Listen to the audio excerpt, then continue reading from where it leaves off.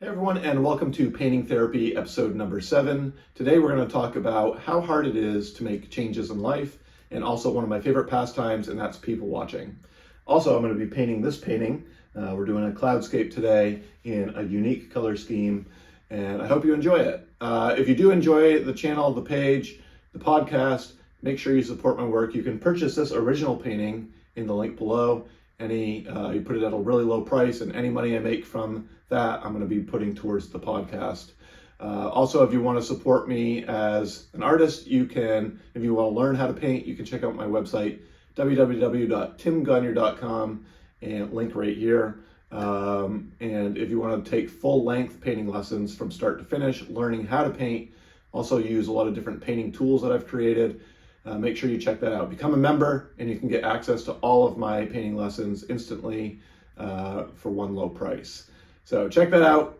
Thank you for supporting my work. And as always, if you do enjoy the podcast, make sure you share with your friends. All right, let's talk about how hard it is to make changes and paint this painting.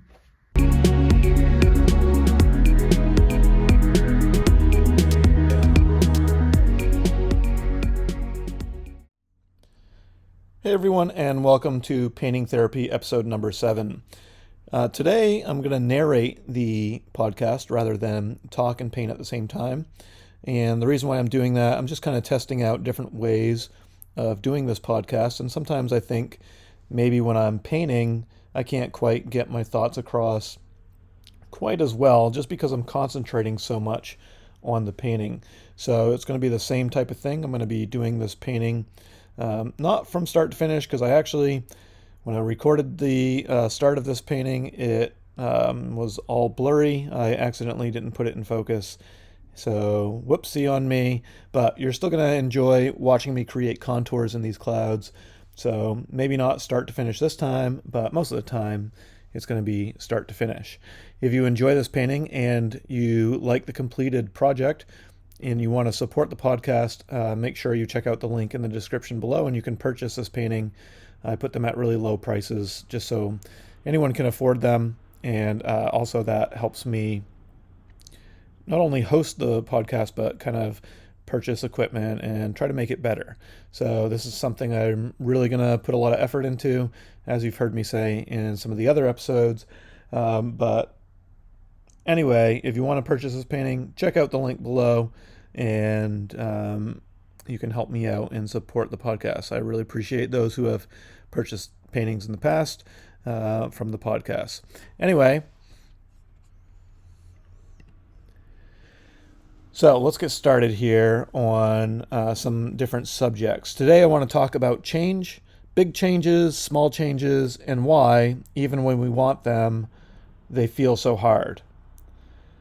Whether it's changing how we paint, changing our habits, changing our health, or changing the direction of our life, sometimes there's just a lot of resistance. And, it's hard to understand why, especially when you want to change. So I guess I can only speak from my own experience. And, there's certain things in my life that I've been trying to change and get better at, or resist in temptation, like eating lots of sugar. So that change is really, really hard. And I've always kind of, in my head, wondered, why is it so difficult to change things? I think it's mostly because we create these habits. And once we create these habits, it's kind of really easy to fall back onto them, especially if, it's kind of like a coping habit, or it's just something that's really familiar.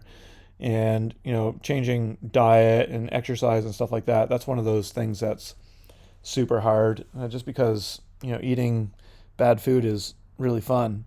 I really love bad food, especially like Oreo cookies or Burger King, you name it. I like the worst of the worst when it comes to food.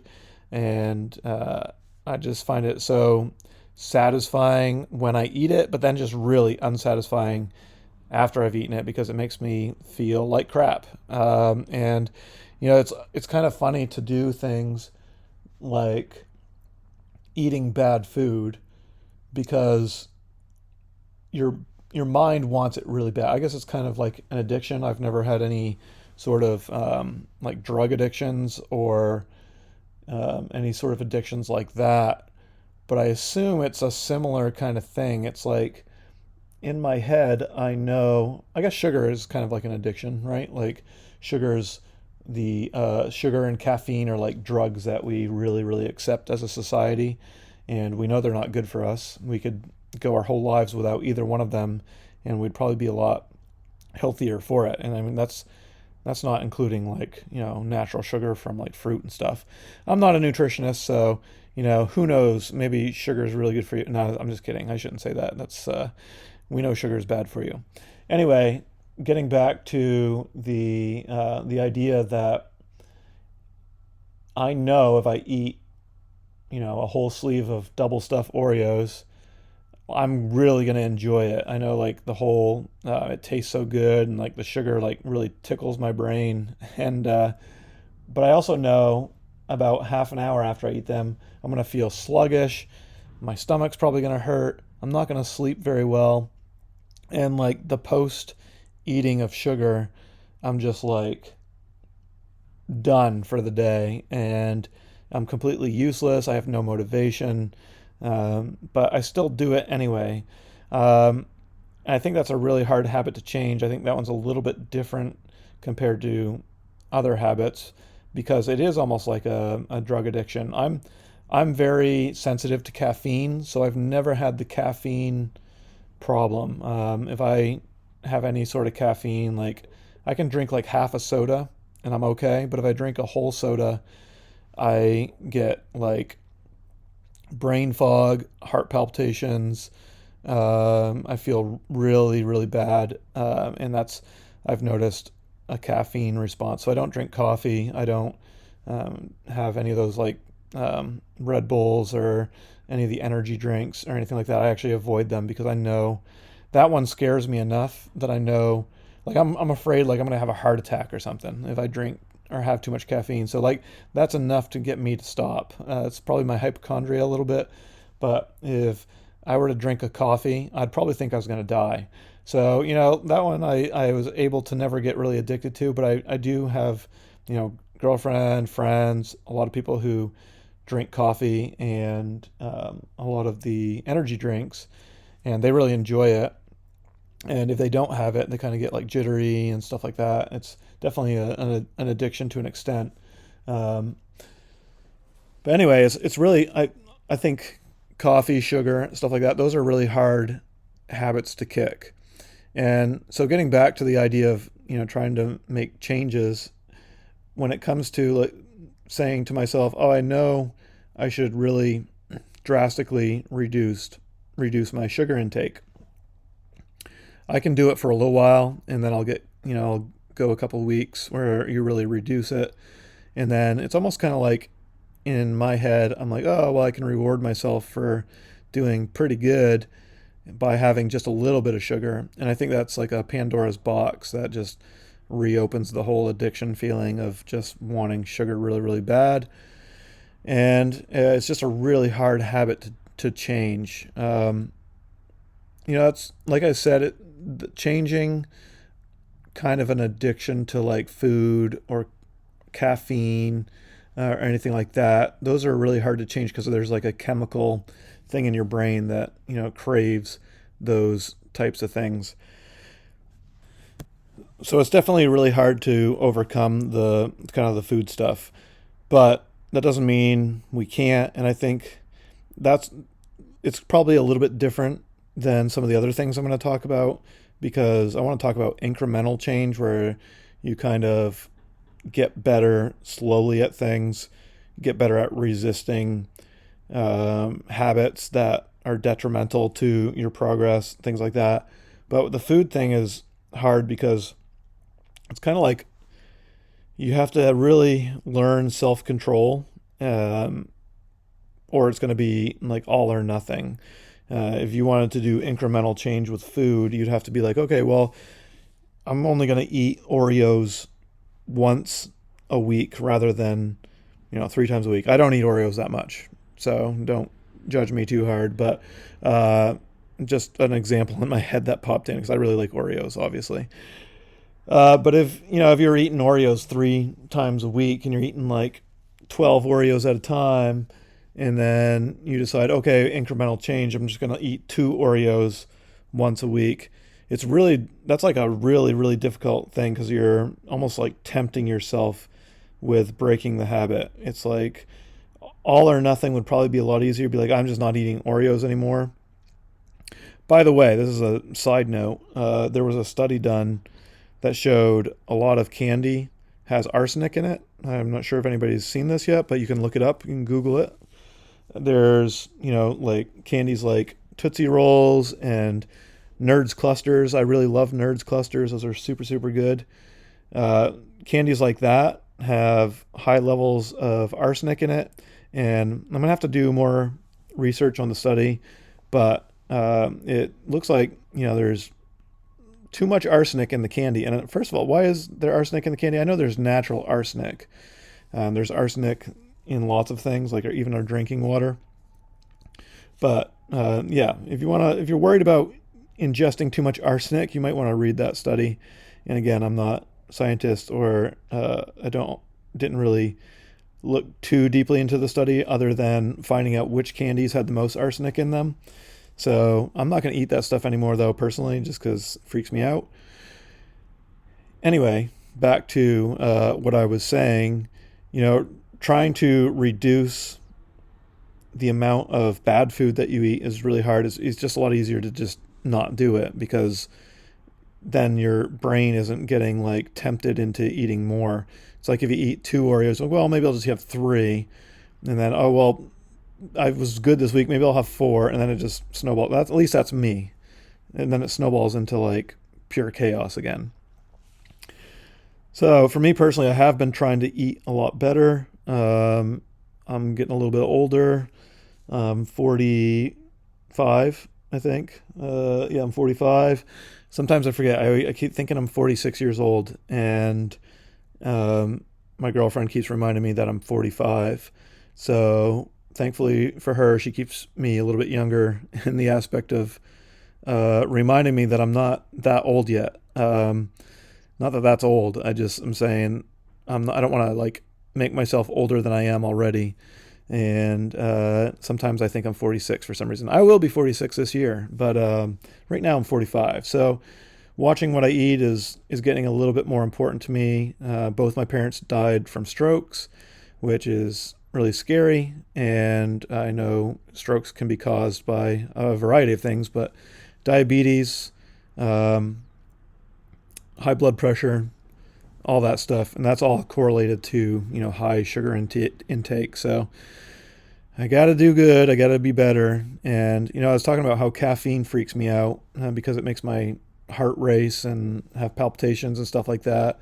And so I don't touch it. But I'm so addicted to sugar that I don't even think about the negative effects of it when I'm eating it. It's just afterwards I'm like, oh, I shouldn't have done that, and then it's kind of too late. But so that's what I'm working on right now. One of the things I'm working on, one of many, is eating less sugar, and it's super, super hard to stop. I have done better. I really don't eat candy or sweets too much. Most of the sugar I get now comes from like if I get fast food once in a while, or like pizza. It's like starchy stuff, and I kind of in my head say, oh well, it's a little bit better than eating candy, but I still know that I can't have too much of that stuff either. And I was listening to a podcast the other day that said we need a lot more fiber in our diet, and I eat fruit and I eat some vegetables and mostly meat, but I gotta increase the vegetables, the high fiber vegetables like beans, or well, I guess beans aren't vegetables necessarily, but more like lentil type stuff, like fibrous foods. And that's hard too, because they don't really taste that good. So I don't really like eating things that don't taste good. I'd rather not eat. I'm good at that. I'm good at like cutting out food and then just not eating, but that doesn't work either. So anyway, the changing your food stuff is super, super hard, and I think that's a little bit different. So I'm going to talk a little bit more about, just life changing in general. And we all want better habits. We all want to do better. Even like if you're a painter like me, you want to try to expand your knowledge, not paint the same things over and over again. There's a kind of a weird thing when it comes to painting that you start to get known for certain things. Like obviously I'm painting clouds and I'm known for that. And I really love painting clouds. Also my timeline tree paintings, those are really popular. And so I paint a lot of those. At least within clouds and within those timeline tree paintings, I can be really creative and create different kind of compositions, color combinations, even stylize it a little bit differently. But as artists, we can kind of get into these traps where we just do the same things over and over again because that's what we're known for. And if you're making a career out of it, like I am, it's hard to like go away from what you do and then work on other stuff. So that's one thing I am doing, in the art world, is trying to push myself to try painting different things and get better at different things, just because there's still the artist in me outside of the business aspect of it. There's the part of me that says, oh, I'm kind of bored of doing the same stuff over and over again. But at the same time, it is hard to change or put that time and effort in because, my career depends on the stuff that people like already. So I'm curious from an art standpoint, for those of you who are listening who are painters, which I assume there's a lot, I'm curious, do you feel like you get kind of stuck doing the same paintings over and over or the same subjects, or are you really good at mixing it up? Even style-wise, do you try expanding like into impressionism or realism or surreal? Just curious. Comment down below how you do when it comes to expanding your repertoire with painting. Anyway, getting on to the subject of change. Painting's one thing, but when it comes to life, I think the personality habits that we have are really, really hard to change, or like motivational or goal reaching. Those are all really hard things to get better at and change. And I think incremental change has something I've done a lot with exercise, because it's easy to put goals and these idealistic future self goals that you can envision in your mind. Like you picture yourself a certain way, you can see it, but getting through that journey is really difficult. And I think living in kind of the society we live in now with social media and instant gratification, it's just really hard to trudge through incremental change. It's something we want quickly, and I think that's probably the biggest obstacle. At least for me personally, that's something that I have to kind of get through too, is I know that it's going to take time to get to a certain goal. And it's funny, the older I get, the harder it is to get through that wanting of instant gratification or instant change, because I think, oh, well, this takes me 5 years to do, 5 years to get better at, then it's going to be, 5 more years of my life that I haven't had that change yet. And am I willing to put that investment in? And I think that's a self-defeating kind of thought, because 5 years from now will happen at some point, and I'll look back and wish I had stuck with the incremental changing that would have resulted in a bigger change at that 5 year point. But it's hard looking into the future saying that, oh, I'm willing to invest this effort and change for that 5 years away person that I don't even know yet, or who knows if I'll make it 5 years. You can make tons of excuses as to why you don't want to do it. And I think that for me, that derails me.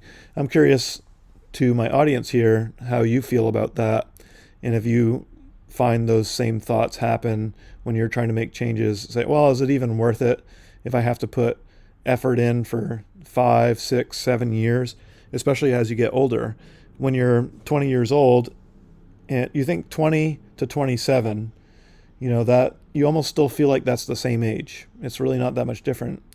But 45 to 52 in my head sounds way different. So it's like, oh, well, at 52, who cares? Like at that point, like I am who I am. I do what I do. I don't really care anymore. So you almost have to kind of challenge yourself and say it's worth putting the effort in every day and setting small goals so you can just enjoy the process. I've talked about that before. Enjoy the process of changing.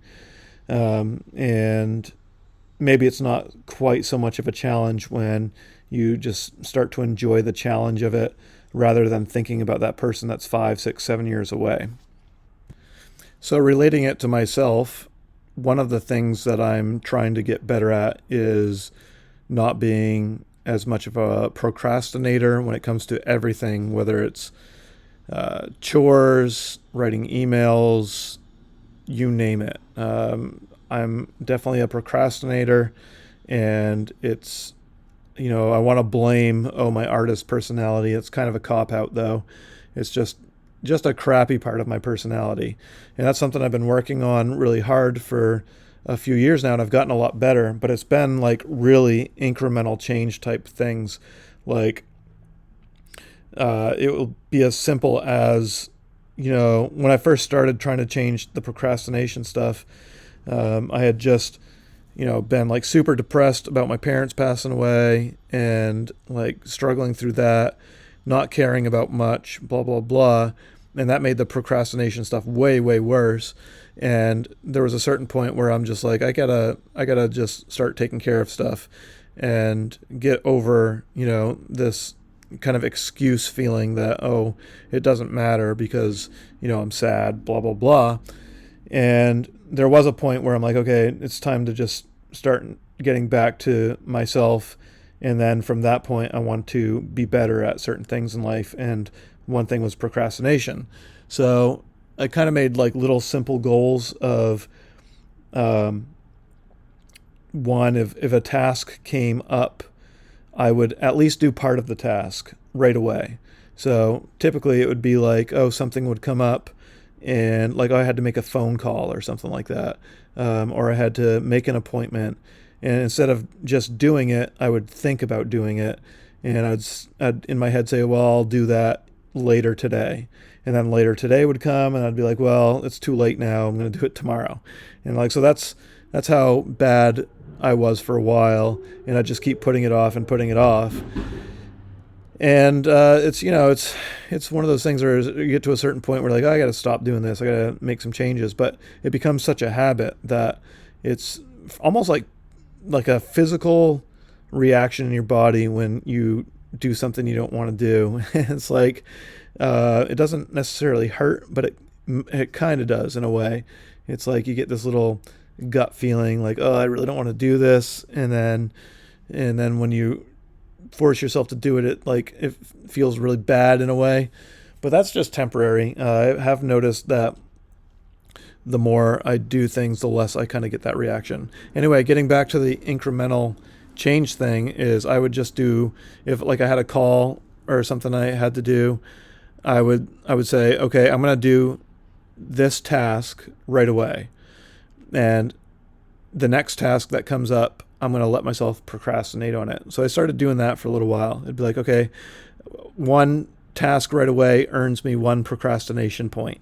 And so I would do that for a while. And then eventually I was like, okay, now I'm going to do 2 tasks and I will still only get 1 procrastination point. So I never gave myself 2 and 2 because I think that would have been like completely no progress at all. I would just eventually do a bunch of tasks and then procrastinate the rest of the day.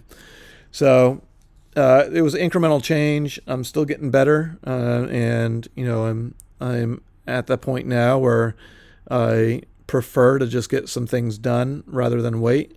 And I think it's a slow process in changing your personality. And I've had that personality my whole life. Unless it's something I really, really want to do, I'll kind of put it off. Especially menial tasks like calling a company to like come fix something, or calling a company that called about, you need to change your address on something because we have the old address. And it's like I resist calling those places, even though I need to, because I really don't like talking on the phone either. And that's another podcast episode that we can talk about in the future. I think texting has made me so against talking on the phone, and that's a bad thing. Like, we need to talk to each other and stuff. But again, that's a different podcast.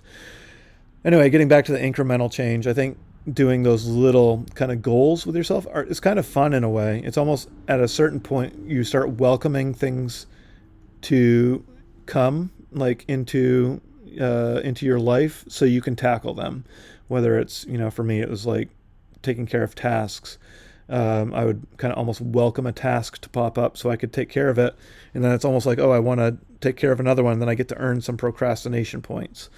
So incremental change is vital, I think, in changing any sort of habits.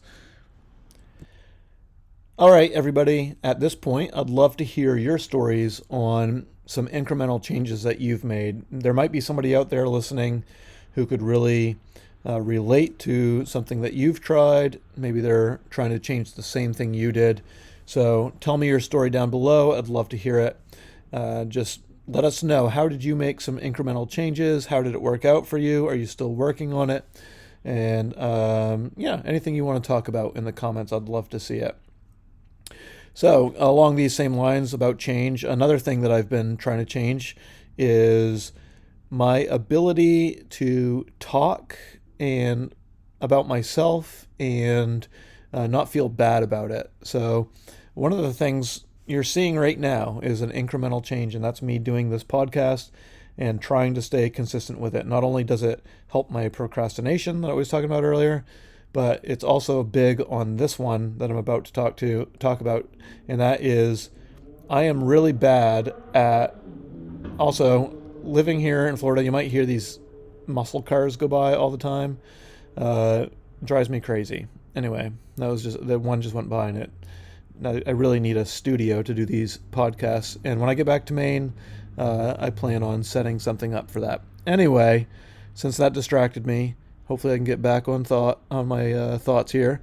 And that is, I'm really bad about talking about myself. And this sounds bad in a way because, like, even me saying this makes me feel bad because I don't want to talk about myself. I don't want to, like, ever brag or even just, like, talk too long about stories. Or I'm a really bad storyteller. Not that I'm bad at describing things, I'm bad at wanting to describe things and give a lot of detail. So something I've been trying to work on, as you can see with this podcast, is learning that it's okay to go on and on a little bit more, and that people do listen and pay attention, and people do find things that you have to say important. I think that's kind of something that has always bothered me, I guess. Not bothered me, but like prevented me from telling long stories or going on and on about anything. It's in the back of my head. I just think, nobody really cares that much, and I don't want to waste their time by talking on and on and on about something and, bore them and blah, blah, blah. I'd rather just keep my story short and let other people tell the long-winded stories. And that's something I'm really, really trying to change. And that also correlates with talking about myself. If somebody asks about me, I try to keep whatever I respond with like really short. So if somebody were to ask me about painting or what I do for a living, I would just be like, oh, I'm an artist. I sell paintings and I teach online. And that's it. I don't go into anything else that's short and sweet, and that gives them the opportunity. If they want to ask a question, I can answer it, but usually they'll ask a question, oh, really? Like, what do you paint? And I'll say, well, I do landscapes, and I'll pretty much paint anything, but I do a lot of landscapes. And that's all I'll say. And a lot of that has always just been, I don't want to waste people's time. I don't want to really talk about myself. It feels weird. And that's something I'm really trying to change. And this podcast was like a big thing for me to try to change that, because I literally have to talk for like an hour about myself and my experience in life and my opinions on things. And like, that's super hard. A lot of people are really good at sharing their opinions, if you haven't noticed, in this world. And I think maybe there's part of me that kind of like, it drives me nuts that everybody shares their opinions so much. So I kind of like project my own thoughts onto myself and say, well, I don't want to hear other people's opinions all the time like we do right now. So why does anybody want to hear my opinions? And of course, that kind of relates more to politics or like serious topics that, are hot button things, not necessarily just, your opinion on a hamburger that you had at some new burger joint. It's more the, my opinion on all of the stuff that's going on in the world. And like, everybody's got opinions and blah, blah, blah. And, that's kind of a different story. Anyway, getting back to the kind of like the self-defeating thoughts of nobody really cares about what I have to say. I think that's kind of a defense mechanism, because it's a challenge for me to do a lot of small talk, to expand on things, and it always has been. I don't know why. I think it's just part of my personality that I don't like to go on and on about things. And this podcast, you're seeing it in action, me trying to make incremental change. Nobody can really respond to me except for in the comments, which I encourage you to do. But so it's a little bit easier, because I don't have to deal with the consequences of seeing people's facial expressions or their distractedness. I'm very hypersensitive to people's body language. I think I'm a decent person reader, I guess you could say, like body language reader. And I can tell when people are uninterested, and I can tell when people are just being nice. And yes, that's a real thing that I feel like I can do. And maybe once in a while I'm wrong on that. And but I think the thing is you have to get to the point where you don't care. I mean, you don't not care about the person's feelings, obviously, but you don't care that they don't care. Like, it's a hard thing to get to. They don't care that much, but maybe they care a little bit. And I think the level of caring is what has been important to me in the past. Is like, oh, if you don't care that much, then I'm not going to really say that much. But people who act really interested, I have a lot easier time going on and on about with stories and things. So it's kind of like you got to convince yourself that you don't care, that they don't care. That sounds bad. It sounds negative, but I think it's just the reality.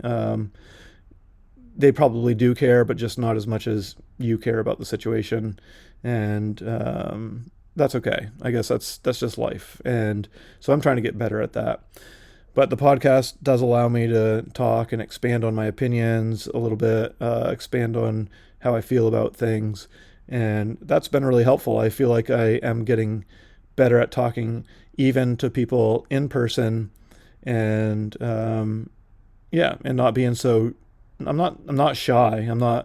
People think I'm shy, but I'm not really. I'm not scared of, getting embarrassed or any of those things that usually hold people back. It's not really a thing for me. It's more the thought of, this person doesn't really care what I have to say, so why bother? And that's a hard obstacle to get over. I'm also really hoping that doing this podcast will increase my ability and skill at telling stories. Because right now, I'm not the best in the world, not the worst in the world, I don't think. You can, if you think I am, that's cool. You can tell me in the comments. A few negative comments here and there. Uh, Never hurt me too bad. Definitely have gotten those in the past. So let me know in the comments if I'm the worst ever. It will just motivate me more to get better at it. Anyway, no, I'm not the best storyteller in the world. For me, I kind of mentioned it earlier. It's just kind of like, oh, who cares, whatever. But like if I were to tell a story that, oh, say I went to the store and saw it get robbed or something like that. The gist of my story would be, oh yeah, I went to the store today and somebody robbed it, and that's the end of the story. People could ask for some details, and I'd just probably give like one word answer details like, oh, who was it? And I'd be like, I don't know. And were the cops there? Nope, I didn't see them. So my storytelling ability has been very lacking. And so this podcast hopefully is getting me a little bit better.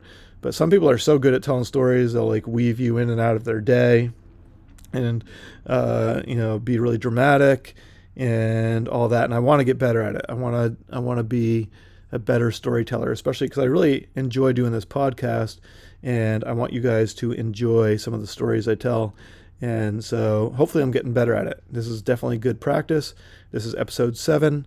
By the time I hit episode 50, I should be telling the most miraculous, perfect stories that will have you sitting on the edge of your seat just wanting more. And that's my goal. So we'll see if we get there. I'll kind of revisit this on that 50th episode and ask, are my stories nail biting yet? Or are they still really boring? But yeah, some people are really good at telling stories. They can just go on and on. They'll tell you what they ate for breakfast. You're like, oh, really? You had eggs? And like, they'll tell you, it was 68 degrees out. And you're like, oh, I can't believe it was 68. And then they'll tell you about how, the guy robbed the store and every little detail and how they felt. And you're just on the edge of your seat saying, wow, this person's really good at telling stories. And I'd love to get to that point someday where it's just really enticing to listen to my stories. But yeah, it's hard to change, hard to become things that you want to become because we get into habits and we think we are who we are. And the older you get, the more cynical you get. And you just say, I don't care. I just am who I am. And then I think there's less effort put in. So I'm really trying to avoid that. Like I said, I am turning 46 this year. Fortunately, I'm not turning 47 like I thought I was. But, I don't want to get caught in that trap of feeling like I can't keep working on myself even until the day I die, until I'm 80, 90 years old, however far I make it. I always want to try to keep improving on myself and working on the weaknesses, strengthening my strengths, and addressing things that I'm scared of. And, isn't that the point of life in general? I mean, I think there's a lot of reasons life is the way it is, but don't we want to try to improve how we are, who we are, the experience that we have? Don't we want to be better people in the sense of how we treat each other, how we treat ourselves, and all that? I think we can always reflect. I think it can become a little bit of an obsession of, judging yourself too harshly.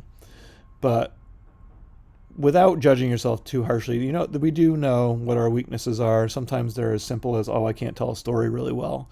Sometimes they're worse. Sometimes it's, oh, I'm really rude to waiters and waitresses, or I have a really short temper and I say things that I don't mean, stuff like that. Those are the things that, I've definitely worked on a lot of those things too. I do personally have a short temper, and I've gotten really, really, I'll brag a little bit about this, but I've gotten a lot better at patience, controlling my temper, looking at other people's perspective, and just accepting things for how they are rather than letting them fester in my mind and destroying my day.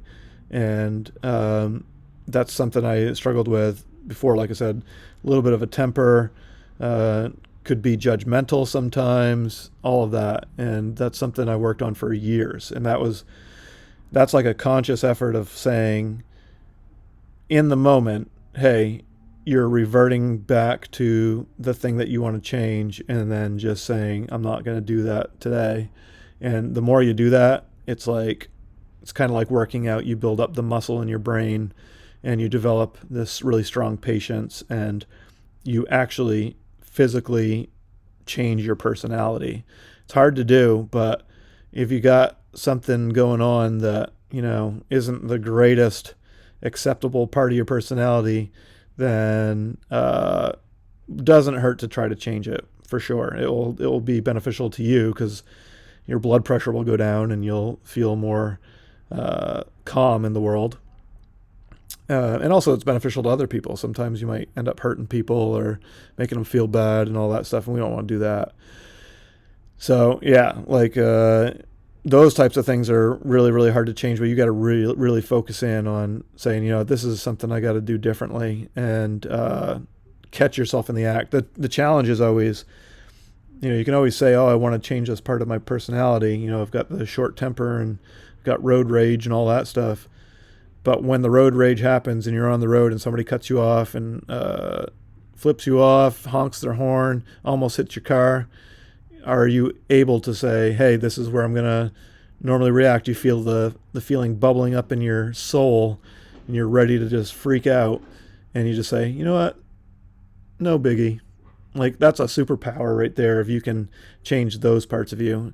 And you can, trust me. I've changed a lot of those little things for me. I grew up with, super loving parents, but there were some things that were a little bit negative that my parents did, like holding grudges or being angry at people for long periods of time. And I used to look at that and be like, I don't want to be like that. So that's something that I definitely have changed. And it's really, you got to put your feet to the fire when the situation happens and say, I'm not doing it this time. And the more you do that, the stronger you get with it. And you literally change over, it might take a few years, but, and you're going to mess up once in a while too. And even I still mess up. Every once in a while I'll get a little bit of road rage here and there. I live in Miami. It's hard to drive around here and not have a little bit of road rage, because every single other person has road rage and nobody cares if they run into you or cut you off or, anything like that. So it's definitely, it's a challenge down here. It's a good challenge though. I enjoy the challenge. All right. So, basically today's podcast, the bulk of it has been talking about how hard it is to make changes, and that incremental change is kind of the way to go, whether it's you're trying to change your personality or you're trying to change your diet. Whether you're trying to paint new things, you just got to practice, and everything's practice in life. And the whole point of life is getting better each day. So even if you're just a little bit better, a little bit calmer, and you focus on those things, you can do it. And I believe you can, because I've done it myself and I know it's hard. So anyway, I'm going to switch pace here and we're going to talk about some other things. I hope you're enjoying this cloud painting. I really enjoyed doing this cloud painting. I think the color scheme was really cool, having like these reds and pinks and yellows across a really, really dark sky. I really like the dark sky, puffy cloud, like these cumulus cloud type setups. It's really contrasty, and you can make them look really dramatic, really, really fun. So I hope you are enjoying the process of this painting. And if you are, and you want to buy this painting, you can check out the link in the description below. Also, if you want to learn how to paint, make sure you check out my website, www.timgagnon.com. You can learn how to paint everything from clouds to animals to people. I'd love to have you as a member of my website, and you can get access to all of my painting lessons. Watch them anytime you want, as many times as you want. Download them to your hard drive. It's a great membership, and there's hundreds of painting lessons on there that you can watch.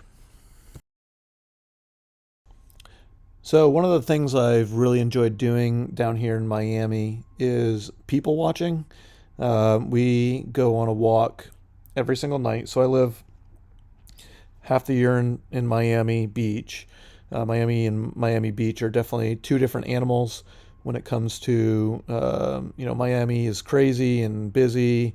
Miami Beach is also crazy and busy, but a little bit more laid back, if that makes sense. It's a lot of, tourism, and where I live, I kind of live not on South Beach, just at the very top of South Beach, so almost they call it mid beach, um, where it's a little bit quieter, and but there's this boardwalk, and you can walk from the boardwalk right outside of the condo that I live in, and we go on about a 4 mile walk every day, 2 miles down to South Beach, and then 2 miles back. And one of the most fun things to do is just observe people walking around, just being themselves. It's kind of a fun thing. It's kind of shows how we're all so different. There's funny things that happen. There's rude things that happen. People get in arguments. It's kind of entertaining, that's for sure. I've lived in Maine my whole life and been living down in Miami Beach for about 3 winters now. And so definitely used to Miami Beach now, very comfortable here, know the ropes, know how to get around really well. Never really drive a car, ride the bicycle everywhere. And but it's kind of fun every night going down to South Beach. We go by a place called Muscle Beach where there's lots of people working out and in the sand with all this equipment that Miami Beach has set up, and they do a lot of kind of like gymnastics on some of the pull-up bars and all that. And that's fun to watch people. They can do some pretty amazing things. There's some people who probably are tourists who just show up here and do some crazy stuff athletically, which is really cool to watch.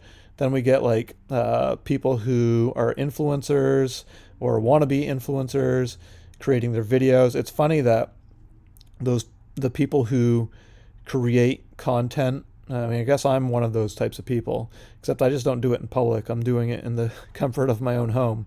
But there's a lot of people that do like influencing in the wild, is what I'll say.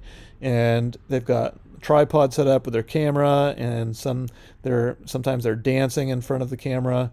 The other day, waiting for breakfast, we went to a popular breakfast place, and we were just waiting in line for our table.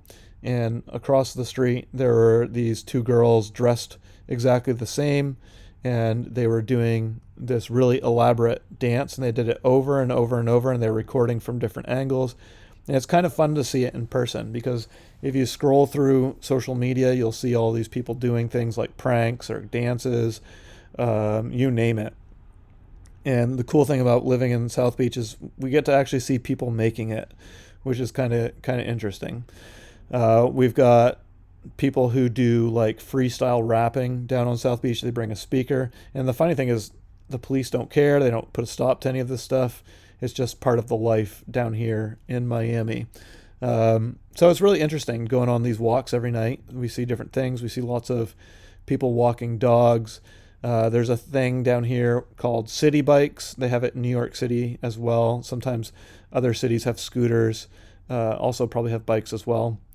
And everybody rents these bikes, and it's funny to watch people rent these bikes, and some of them definitely don't even know how to ride them. So it's a pure chaos, and you're just waiting for somebody to crash into somebody else. We did actually see somebody crash into somebody the other day. The ambulance had to come and everything. It's just pure chaos. So I don't ever want anything bad to happen to anybody, obviously. I think that's always really awful, and we always feel really bad. We did see somebody hurt the other day and made us feel really, really bad. But there's a lot more like kind of funny stuff, and just it's kind of silly how we are as humans, that we will go and just record ourselves doing the most random stuff in the most random places. And there's so many people walking around, and it's a good lesson in learning to not care what other people think of you. Those People who do the influencing definitely don't care. They've built up a thick skin of not worrying what anyone thinks of them, because there are literally thousands of people walking by them, and most people just ignore it. But if somebody's doing something entertaining like freestyle rapping, or doing any other sort of interactive, like people will do interviews of people on South Beach, stuff like that. Um, People enjoy it. People take part and really embrace it, and it's kind of a cool thing to see, because have you ever thought of starting something that's out of your box a little bit, like you feel embarrassed? You definitely shouldn't. If you came down here and lived here for a little bit and watched everybody do what they do, you wouldn't feel too worried or embarrassed anymore. Trust me. So that pretty much wraps up the painting podcast for today. Hope you enjoyed our little talk about making changes. And, we kind of came to the conclusion, at least I did, that incremental change is the way to make changes, and just setting little goals and trying to enjoy the process of making changes, whether that's some big personality changes or something minor. So I'd love to hear your stories too. Let me know. Do you like people watching like me? Or do you not even pay attention to other people? Or are you trying to work on things that you want to change? Share your story with me, and it'll be a lot of fun discussing that in the comments down below. For the rest of this painting, I'm just going to find some really cool music to play out. But again, if you enjoyed this podcast, please subscribe, share with your friends, let them know about it. And if you have any questions, you can always email me at tim@timgagne.com. If you're interested in learning how to paint, check out my website, timgagne.com. And if you want to purchase this painting at a really low price, check it out. The link in the description below. All the money that I make from these paintings, I put towards buying equipment and bettering this podcast. So thank you all for watching and listening. And like I said, just going to play some music now while I wrap up this painting. And I hope to see you again. And remember, as always, keep your mind creative, and I'll see you next time.